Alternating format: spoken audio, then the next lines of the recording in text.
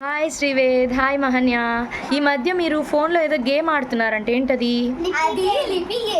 లిప్పి గేమా? ఏముంటుంది దాంట్లో మహన్య, నువ్వు చెప్పు. అది మహాభారత యాప్. దాంట్లో కథలు, క్వశ్చన్స్, ఆన్సర్స్, గేమ్స్ ఉంటాయి. అదంటే నాకు చాలా ఇష్టం. చాలా బాగా ఆడతాను. అవునా? చాలా విషయాలు నేర్చుకుంటారా మీరు? వేదు, నువ్వు కొన్నైనా నేర్చుకున్నావా? మరి మహాభారతాన్ని ఎవరు రాశారో చెప్పు.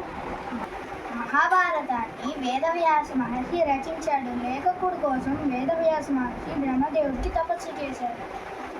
బ్రహ్మదేవుడు మంచి లేఖకుడు గణేశుడు అని చెప్పాడు. అప్పుడు వేదవ్యాస మహర్షి గణేశుడిని ప్రార్థించాడు. అప్పుడు గణేశుడు ప్రతిక్షణమే ఒక షరతు మీద మహాభారతాన్ని తన కంఠంతో దంతంతో రచించారు. మహాభారత కథను రాయడానికి గణేశుడు 3 సంవత్సరాలు సమయం తీసుకున్నాడు. అవును, ఇంతకీ ఆ షరత్ ఏంటి?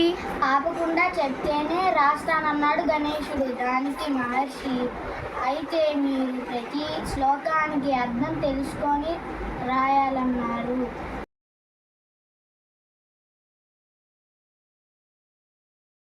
మహన్య, మహాభారతంలో మొత్తం ఎన్ని శ్లోకాలున్నాయి? ఎన్ని కఠిన శ్లోకాలున్నాయి? మహాభారతంలో మొత్తం 18 పర్వాలున్నాయి.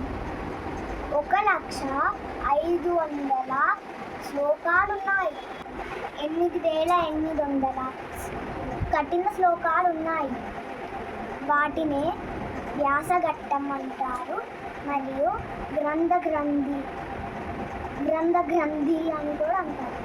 ఈ శ్లోకాల అర్థం బయటకి ఒకలా, ఆంతర్యంలో ఒకలా ఉంటుంది. ఇలాంటి శ్లోకాలు వచ్చినప్పుడు గణేశుడు ఆలోచించుకుంటుంటే సంధి కాలంలో మహర్షి కొత్త శ్లోకాలు ఊహించుకునేవాడు. వేదు, మహాభారతాన్ని తెలుగులోకి ఎవరు అనువదించారు? నన్నయ్య తిక్కన ఎర్రన మహాభారతాన్ని తెలుగులో అనువదించాడు. వీరినే కవిత్రయం అని కూడా పిలుస్తారు. 15 పర్వాలు రాసిన తిక్కన మన నెల్లూరు వాస్తవులే. పూర్వం సింహపురి అనే రాజ్యాన్ని మనమసిద్ధి రాజు పరిపాలించేవారు. ఆయన రాజ్యంలో తిక్కన మహామంత్రిగా పనిచేసేవాడు. రాజు కోరిక మేరకు పెన్నా నది ఒడ్డున తిక్కన మహాభారతాన్ని అనువదించారు.